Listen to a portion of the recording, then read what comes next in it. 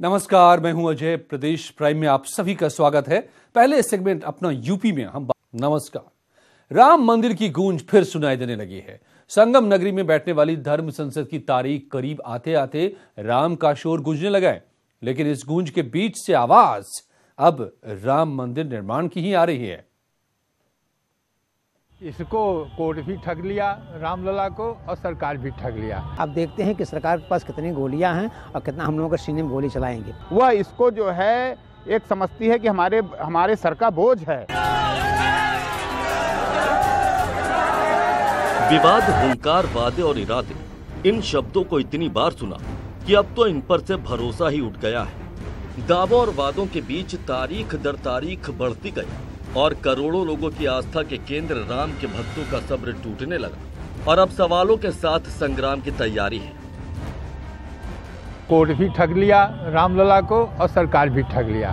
कोई किसी की इच्छा शक्ति इस समस्या को समाधान करने के लिए नहीं दिखाई देती है, और धर्म संसद बैठ के क्या करेगी। राम शांति की बात करते थे, लेकिन राम भक्तों का ही सब्र टूट रहा और चुनौती सीधे सुप्रीम अदालत को दे रहे हैं, क्योंकि अब इनको गोली और बोली से भी परहेज नहीं रहा। अब देखते हैं कि सरकार के पास कितनी गोलियां हैं और कितना हम लोगों के सीने में गोली चलाएंगे। मीर बाकी क्या कोर्ट का आदेश मान करके हमारा मंदिर तोड़वाया था? अगर मीर बाकी कोर्ट का आदेश लेकर मेरा मंदिर नहीं तोड़वाया था तो मुझे कोर्ट के आदेश की अवहेलना करनी ही चाहिए। राम मंदिर की लड़ाई बरसों से चली आ रही है। 2014 में बीजेपी की सरकार आई तो लोगों ने सोचा कि अब तो राम मंदिर बन जाएगा, लेकिन वो समय आने से पहले ही देश एक बार फिर से चुनावी चौखट पर पहुंच गया और अब तो सियासतदान भी अयोध्या के पैरोकार बनते दिख रहे हैं। तो ये अपील जो अब 70 साल पुरानी हो गई, पूरा सूट, तो इसका निष्पादन जल्द से जल्द होना चाहिए। लगातार टलना एक लोगों को दुखी करता है और ये देरी होना बार बार ठीक नहीं है।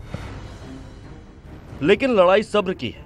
जहां एक ओर इसके टूटने तो दूसरी ओर इसे बरकरार रखने को लेकर बयानबाजी हो रही है। कोर्ट का फैसला है और कोर्ट अपने काम को अपने तरीके से करता है, और मैं ये समझता हूं कि अगर कोई जज अवेलेबल नहीं है तो उसके लिए ज़्यादा दिन इंतज़ार नहीं करना पड़ेगा। तो सुप्रीम कोर्ट का जो भी फैसला होगा उसको सभी देश के नागरिक उसका आदर और सम्मान करेंगे। बहरहाल कोई कुछ भी कहे, लेकिन सच्चाई यही है कि रामलला टाट पर है, इसीलिए नेताओं के ठाठ पर सवाल खड़े हो रहा है। सवाल ये भी है कि पिछले 4.5 साल में मामला सुलझाने की कितनी कोशिश की गई और सिर्फ कोर्ट पर ही इसका ठीकरा फोड़ना किस हद तक जायज है। Bureau report, news 18। Prayagraj Kumbh में योगी सरकार कैबिनेट बैठक करने जा रही है। इस बैठक में कई प्रस्तावों पर मुहर लग सकती है। साधु संतों के पेंशन के मुद्दे पर मुहर लग सकती है। इस दौरान योगी कैबिनेट के सभी मंत्री संगम नोस पर आस्था की डुबकी भी लगाएंगे और फिर हनुमान मंदिर के दर्शन कर टेंट सिटी के लिए रवाना हो जाएंगे। इस सभी कार्यक्रमों को देखते हुए प्रशासन ने सुरक्षा के खास इंतजाम किए हैं।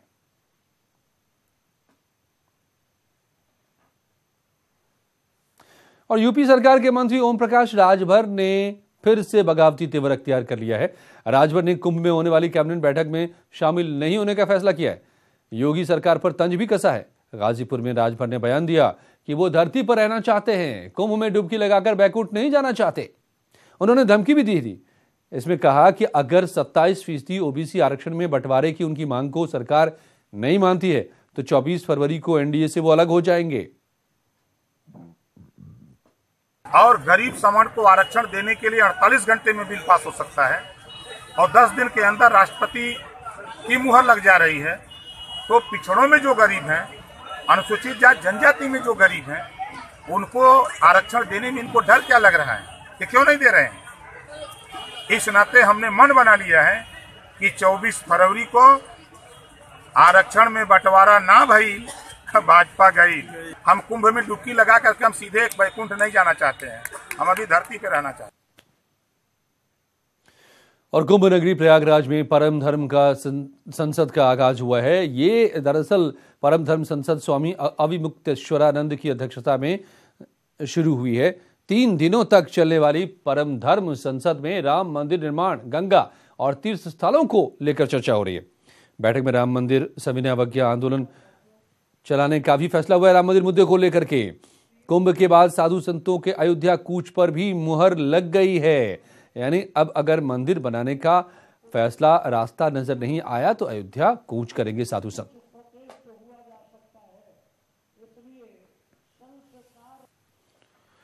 और मुलायम परिवार का झगड़ा एक बार फिर से सामने आ रहा है। जैसे जैसे चुनाव करीब आ रहा है, नेताओं के इस कुनबे में फिर से आरोप और प्रत्यारोपों के दौर शुरू हो गए। इस बार मोर्चा खुला है राम गोपाल यादव के खिलाफ और जुबानी अटैक करने वाले हैं मुलायम के रिश्ते में समधी लगने वाले समाजवादी पार्टी के विधायक। राम गोपाल यादव ही समाजवादी परिवार के झगड़े की जड़ है। ये दावा है समाजवादी पार्टी के बागी नेता हरिओम यादव का। इटावा में हरिओम यादव ने प्रोफेसर राम गोपाल को मंथरा और शकुनी तक कह डाला। हरिओम का दावा है कि जिस तरह मंथरा और शकुनी ने परिवारों में फूट डाली थी, वैसा ही काम राम गोपाल यादव भी कर रहे हैं। इसी तरह कैकेयी भगवान राम से बहुत प्यार करती थी, लेकिन मंथरा ने भर के भगवान राम को वनवास करा दिया। इसी तरह हमारी समाजवादी पार्टी में चाहे शकुनी समझ लो चाहे मंथरा समझ लो, एक ही व्यक्ति है प्रोफेसर राम गोपाल यादव। राम गोपाल के खिलाफ आग उगलते वक्त हरिओम यादव यही नहीं रुके। उन्होंने आरोप लगाया कि राम गोपाल यादव और उनके बेटे यादव सिंह केस में सीबीआई के रडार पर है। इसीलिए खुद को बचाने के लिए उन्होंने समाजवादी पार्टी को खत्म करने की सुपारी बीजेपी से ले रखी है। इस आदमी ने पार्टी को खत्म कर दिया, बर्बाद कर दिया। वो आगे पार्टी को बिल्कुल खत्म कर देगा। केवल खुद सीबीआई से यादव सिंह वाले प्रकरण में सीबीआई से बचने के लिए भारतीय जनता पार्टी से मिलकर एक सौगंध खाई है कि हमें आप सीबीआई से हमें हमारे लड़के को बचा दो, हम समाजवादी पार्टी को खत्म करा दें। फिरोजाबाद की सिरसागंज सीट से विधायक हरिओम यादव रिश्ते में मुलायम सिंह यादव के समधी लगते हैं। हरिओम यादव समाजवादी पार्टी के बागी विधायक हैं और फिलहाल शिवपाल यादव के खेमे में हैं और इसी वजह से प्रोफेसर राम गोपाल इनके निशाने पर है। न्यूज़ 18 के लिए इटावा से दीपक मिश्रा की रिपोर्ट।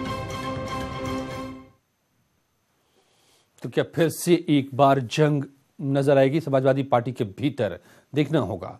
लेकिन मुख्यमंत्री योगी आदित्यनाथ बस्ती के आज दौरे पर थे। योगी ने पहली बार आयोजित हो रहे बस्ती महोत्सव का उद्घाटन किया। योगी ने यहां भी कई योजनाओं का लोकार्पण और शिलान्यास किया। लोगों को संबोधित भी किया और कहा कि बस्ती में इसी साल जुलाई से मेडिकल कॉलेज शुरू हो जाएगा। इसमें एमबीबीएस के 100 छात्रों का एडमिशन होगा। योगी ने मेडिकल कॉलेज का नाम महर्षि वशिष्ठ के नाम पर रखने का ऐलान किया। योगी ने कहा कि बस्ती जिले को भी गौशाला निर्माण के लिए फंड अलॉट किए गए हैं और जल्द ही गौशालाओं का निर्माण शुरू हो जाएगा। इसके अलावा योगी ने मुंडेरवा चीनी मिल को भी चालू करने का ऐलान किया है, वो भी इसी साल। मेडिकल कॉलेज में हमारा प्रयास है कि इस वर्ष जुलाई से नया सत्र चले और 100 मेडिकल के छात्रों को प्रवेश की सुविधा भी यहां पर प्राप्त हो जाए। युद्ध स्तर पर कार्य चल रहा है और स्वाभाविक रूप से बस्ती की पहचान इससे जुड़ी है, महर्षि वशिष्ठ की जुड़ी है। तो मैं चाहूंगा कि इस कॉलेज का नाम भी महर्षि वशिष्ठ के नाम पर ही हो जाए। इसके पहले सीएम योगी ने गोरखपुर के वीर बहादुर सिंह स्पोर्ट्स क्लब में करीब 25 करोड़ की 8 परियोजनाओं का लोकार्पण किया। करीब 11.5 करोड़ की 9 परियोजनाओं का शिलान्यास भी किया। मुख्यमंत्री ने स्पोर्ट्स स्टेडियम में एस्ट्रोटर्फ हॉकी मैदान और कुश्ती हॉल का उद्घाटन भी किया। कार्यक्रम में खेल और युवा कल्याण मंत्री चेतन चौहान भी शामिल हुए। इस दौरान लोगों को संबोधित करते हुए सीएम ने कहा कि प्रदेश सरकार विदेशों में पदक हासिल करने वाले खिलाड़ियों को सम्मानित करेगी। जहां सरकार उत्तर प्रदेश सरकार अपनी ओर से सहयोग कर रही है, वहीं पदक प्राप्त करने वाले, स्वर्ण पदक प्राप्त करने वाले खिलाड़ी को 50 लाख, पदक प्राप्त करने वाले खिलाड़ी को 30 लाख और कांस्य पदक प्राप्त करने वाले खिलाड़ी को 15 लाख रुपए सरकार अपनी तरफ से अलग से प्रोत्साहन सहयोग स्वरूप उन सभी खिलाड़ियों को प्रदान करती है। मुख्यमंत्री योगी आदित्यनाथ ने गोरखपुर में सड़क चौड़ीकरण के लिए गोरखनाथ मंदिर की बाउंड्री गिराने का आदेश दिया है। दरअसल गोरखपुर के रास्ते सुनौली होते हुए नेपाल जाने वाले पर्यटकों और यात्रियों को गोरखपुर शहर में काफी जाम का सामना करना पड़ता था। इसलिए केंद्र सरकार 4 लेन की सीसी रोड बनवा रही थी। इस सड़क के रास्ते में गोरखनाथ क्षेत्र में गोरक्षनाथ मंदिर की दुकानें और बाउंड्री वॉल पड़ रही थी। इसी संदर्भ में गोरखपुर में आज मुख्यमंत्री योगी आदित्यनाथ ने पीडब्ल्यूडी और जिला प्रशासन के अधिकारियों के साथ बैठक की। इसमें योगी गोरखनाथ मंदिर परिसर और उसके आसपास की दुकानें तोड़ने का आदेश दे दिया। देखिए, सड़क चौड़ा हो रहा है, ये तो बहुत अच्छी बात है, क्योंकि यहाँ आए दिन जाम लग रहा था और जाम की समस्या हमेशा यहाँ बनी रहती है, क्योंकि ये मेन मार्केट है गोरखनाथ का और बहुत ज़्यादा भीड़ भाड़ रहता है यहाँ पे और जाम से बहुत दिक्कत होती है। आज गोरखनाथ रोड का अगर विकास हो रहा है तो ये हम लोगों के लिए सौभाग्य की बात है, हम लोगों के लिए अच्छी बात है कि गोरखनाथ रोड का भी सुंदरीकरण हो, पूरे गोरखपुर का विकास हो। हमारे बीच हमारे महाराज जी हमारे मुख्यमंत्री हैं, उन लोगों के सौजन्य से ही गोरखपुर का विकास हो रहा है। सड़क की चौड़ाई के पक्ष में हम जरूर हैं, बशर्ते किसी का ज़्यादा नुकसान मकान का न होवे। कुशीनगर में एयरफोर्स का लड़ाकू विमान हादसे का शिकार हो गया। गनीमत रही कि सही वक्त पर पायलट प्लेन से नीचे कूदकर अपनी जान बचाने में कामयाब रहा।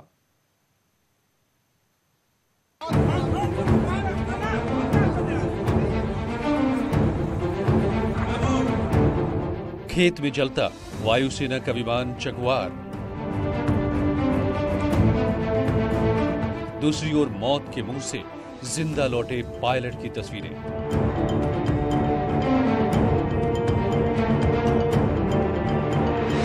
तीसरी ओर आसमान में चक्कर लगाते रहे बाकी जगुआर। आप उनकी आवाज साफ सुन सकते हैं। और इन तस्वीरों को देखते कुशीनगर के ग्रामीण हादसे के बाद कुछ इस तरह से जुट गई थी लोगों की भीड़। ये घटना होने के पहले हम लोग अपने छत पे बैठे हुए थे, अचानक से आसमान में एक बहुत तेज लाइट दिखी है। जब लाइट की तरफ देखा गया तो लाइट के साथ एक आवाज़ आ रही थी और प्लेन जो है एयर में ही टूटते हुए नजर आ रहा था और 15 से 18 सेकेंड के भीतर एक बहुत तेज धमाके की आवाज़ हुई है। हम लोग को लगा कि ये फाइटर प्लेन जो है हम लोग के खेत की तरफ गिरा है। फिर हम लोग तेजी से स्कूटी लेके अपने खेत की तरफ भागे हैं। फिर समझ में आया कि ये घटना यहाँ पे हुआ है। इस जगुआर ने गोरखपुर एयरबेस से उड़ान भरी थी, लेकिन अचानक प्लेन में कुछ खराबी आ गई और प्लेन क्रैश होने से पहले ही पायलट ने सूझबूझ से अपनी जान बचा ली। क्रैश होने से ठीक पहले पायलट विमान से बाहर निकलने में कामयाब रहा।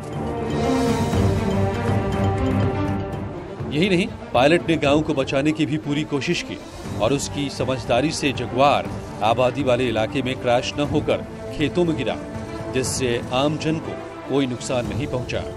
कुशीनगर के बगल में गोरखपुर में एयरफोर्स स्टेशन है, वहाँ श्री जगुआर फाइटर प्लेन से प्लेन कमांडर रोहित अभ्यास कर रहे थे। तो अचानक कोई तकनीकी खराबी होने से प्लेन में आग लगी है। उसके बाद उन्होंने उसे सेफली आबादी से बाहर करते हुए पैराशूट से वे नीचे उतरे हैं। वायुसेना की ओर से अब इस मामले में कोर्ट ऑफ इंक्वायरी का आदेश जारी किया गया है। साथ ही हादसे के बाद वायुसेना की ओर से सर्च ऑपरेशन शुरू कर दिया गया और इस ऑपरेशन में 2 हेलीकॉप्टर्स को लगाया गया था। कुशीनगर से न्यूज़ 18 के लिए अशोक शुक्ला की रिपोर्ट। बीएचयू में किसने की एक प्रोफेसर की पिटाई। से बीएचयू में आज एक क्लासरूम में घुसकर प्रोफेसर की पिटाई कर दी कुछ लोगों ने। मामला समाज शास्त्र विभाग का है, जहां दोपहर assistant professor doctor Manoj Verma अपना लेक्चर दे रहे थे क्लासरूम में। इसी दौरान कुछ युवक घुस आए और उन्होंने प्रोफेसर वर्मा को कमरे से बाहर खींच लिया और उनकी पिटाई कर दी। पिटाई से घायल प्रोफेसर का इलाज चल रहा है। पीड़ित का आरोप है कि मारपीट के पीछे समाजशास्त्र विभाग के विभागाध्यक्ष की साजिश है। पुलिस अब मामले की जांच कर रही है। घटना के बाद प्रोफेसर्स और छात्रों में नाराजगी है। जी, क्लास में लेने गया तो ये सब बच्चे जो है क्या किए थे, तो जब सर मैं क्लास लेने के लिए 250 रूम नंबर में गया तो देखा मैं कि हेड के चैम्बर में 10 से 15 विद्यार्थी बैठे हुए थे और उसके बाद मैं क्लास में जब 250 कमरे में गया तो वैसे ही वो सब आए और हेड जो है चैम्बर बंद करके चले गए और उसके बाद लड़के सब उनको हिंसात्मक। बीएचयू में आज एक क्लासरूम में घुसकर प्रोफेसर की पिटाई कर दी कुछ लोगों ने। मामला समाज शास्त्र विभाग का है, जहां दोपहर assistant professor doctor Manoj Verma अपना लेक्चर दे रहे थे क्लासरूम में। इसी दौरान कुछ युवक घुस आए और उन्होंने प्रोफेसर वर्मा को कमरे से बाहर खींच लिया और उनकी पिटाई कर दी। पिटाई से घायल प्रोफेसर का इलाज चल रहा है। पीड़ित का आरोप है कि मारपीट के पीछे समाजशास्त्र विभाग के विभागाध्यक्ष की साजिश है। पुलिस अब मामले की जांच कर रही है। घटना के बाद प्रोफेसर्स और छात्रों में नाराजगी है। जी, क्लास में लेने गया तो ये सब बच्चे जो है क्या किए थे, तो जब सर मैं क्लास लेने के लिए 250 रूम नंबर में गया तो देखा मैं कि हेड के चैम्बर में 10 से 15 विद्यार्थी बैठे हुए थे। और उसके बाद मैं क्लास में जब 250 कमरे में गया तो वैसे ही वो सब आए और हेड जो है चैम्बर बंद करके चले गए। और उसके बाद लड़के सब उनको हिंसात्मक। ये थी उत्तर प्रदेश की बड़ी खबरें। आगे देखिए उत्तराखंड की खबरें। बने रहिए न्यूज़ 18 के साथ।